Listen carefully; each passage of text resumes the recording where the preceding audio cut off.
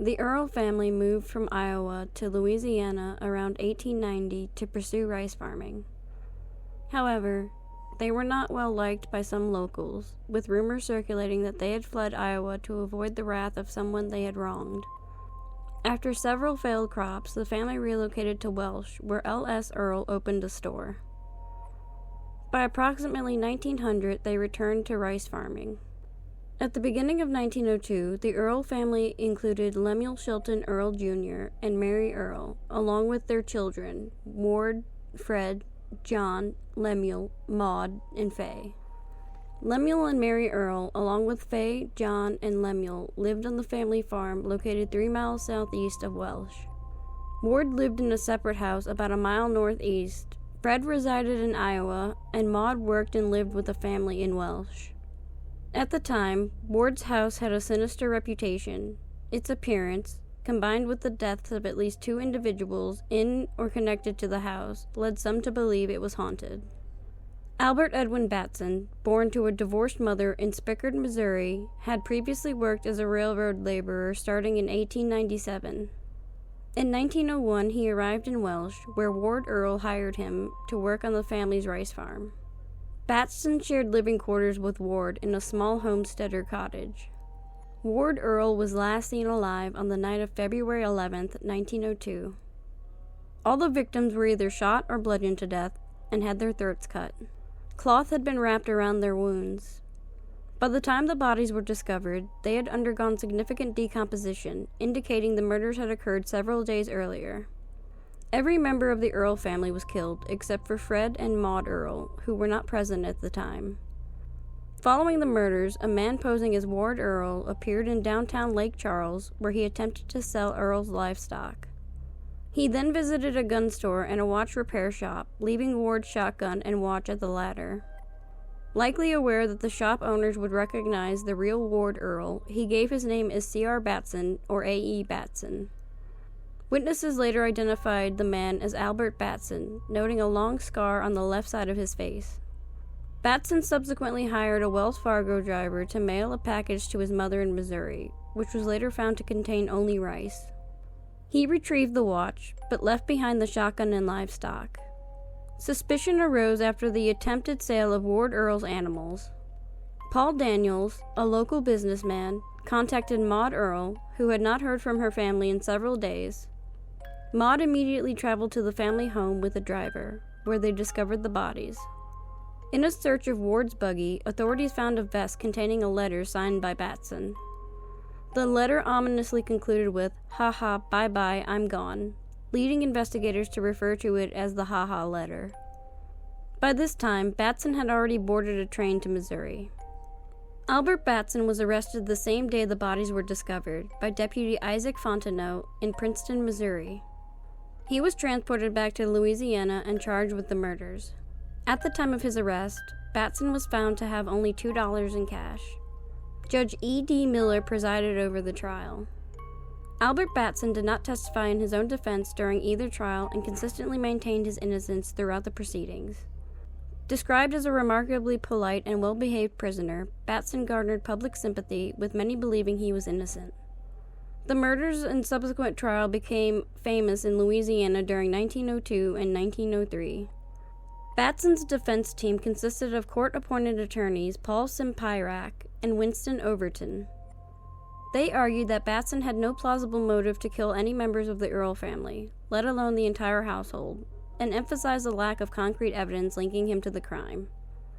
Instead, they suggested that 2 strangers seen in the area, one reportedly bearing a scar similar to Batson's, were the true culprits.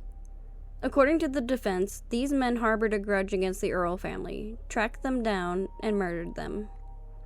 The prosecution, led by District Attorney Joseph Moore, asserted that Batson had killed the family, stolen and sold their mules for $45, and then fled to Missouri. They also pointed to the Ha Ha letter as evidence of Batson's suicidal intentions, although no explanation was provided as to why he had not taken his own life. The case drew considerable attention, and Associated Press reporter Charles Dobson published a book titled Guilty: Sidelights on the Batson Case, a Recrudescence of Murder of the Earl Family in Louisiana. Dobson argued that Batson was innocent and that two unknown men, referred to as Number 1 and Number 2, were responsible for the murders. He suggested the killings were connected to a past feud the Earl family had been involved in while living in Kansas. This theory was revisited decades later in a 1997 article published in the Daily Advertiser of Lafayette. In April of 1902, Batson was found guilty and sentenced to death. However, the Louisiana Supreme Court overturned the verdict on a technicality and ordered a new trial. During the second trial, in March of 1903, Batson was again found guilty and sentenced to death. His defense team successfully petitioned for a suspension of the sentence, but when further motions for a new trial were denied, Batson was sentenced to death for a third time. This sentence was immediately suspended because Batson had not been formally asked if he had anything to say before sentencing, a procedural requirement. When given the opportunity, Batson reaffirmed his innocence, after which he was sentenced to death for a fourth and final time. Following the sentencing, members of Louisiana State Pardon Board took interest in Batson's case and appealed to Governor William Wright Hurd to commute his sentence. Governor Hurd requested a meeting with Judge Miller to discuss the case, but Miller refused to travel to Baton Rouge. On August 15, 1903, Albert Batson was executed by hanging at the Lake Charles jail. The lifeless body of Gan Ying Lewis, shot between the left cheekbone and temple, was discovered by her two young children, aged 15 months and 2 years, who had been sleeping beside her. At approximately 6:30 a.m., the sound of the gunshot woke 12-year-old Lane Mae Lewis, who had been sleeping in another room with her younger brother. She heard footsteps leaving the room, moving down the hallway and stairs, followed by the sound of jingling keys. After hearing the cries of the youngest children, Lane Mae went to the room where her mother lay, found the body, and then woke her older sister, 17-year-old Lane Ty, who had been asleep in a nearby bed. Lane Mae ran to a nearby store to seek help from Willie Lewis, the 41-year-old son of Ah Lewis, from his first marriage. Willie returned to the house and took charge of the baby. Later that morning, the county coroner observed Willie Lewis entering the outhouse behind the house and emerging about 15 minutes later. Upon being notified, Under Sheriff James Walsh traveled to Arroyo Grande, California, to inform Ah Lewis, who had arrived at the Sweet Pea Seed Farm by train around 6 a.m. Upon returning home, Lewis searched both the house and the store, discovering that an iron box belonging to his wife, containing approximately $5,000 worth of jewelry and cash, was missing. The Daily Telegram reported, "All day long, a crowd of morbid spectators gathered outside the home of the murdered woman. They gazed upon the sight with awe, deeply shocked by the tragic event, which had become the talk of the town." Ah Lewis issued the following statement: "I do not believe that any Chinese man killed my wife. I know of no one who held a grudge. I do not recall mentioning to anyone my plan to go to Arroyo Grande, except to a few friends in the store.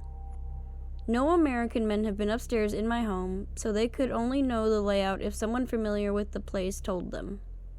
The stolen box contained fine jewelry, all belonging to my wife.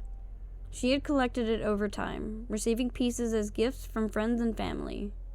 I did not see anyone around the streets or buildings when I left for the depot that morning.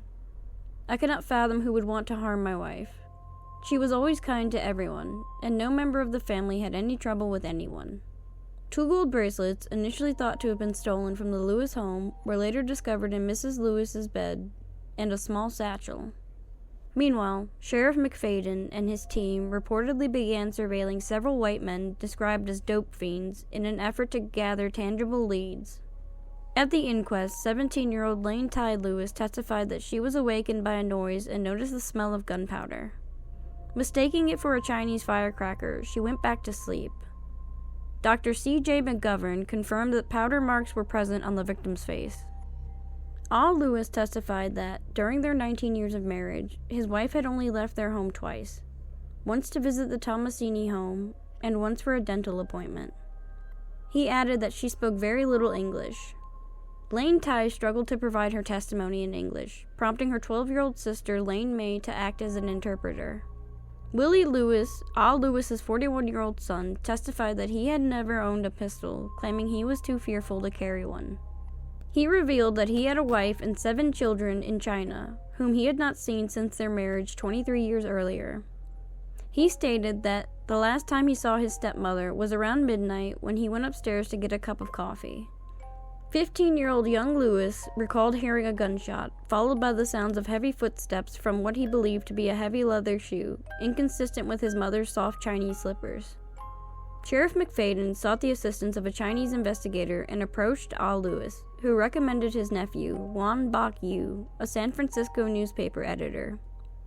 Wong traveled to San Luis Obispo to aid in the investigation. On October 5, 1909, Willie Lewis was arrested on Grant Avenue in San Francisco and transported to San Luis Obispo to face charges of murder. Sheriff McFadden alleged that Willie was in love with his stepsister but faced opposition from the victim. McFadden theorized that Willie killed her to eliminate her opposition and prevent her from inheriting Lewis's estate, valued at around $80,000.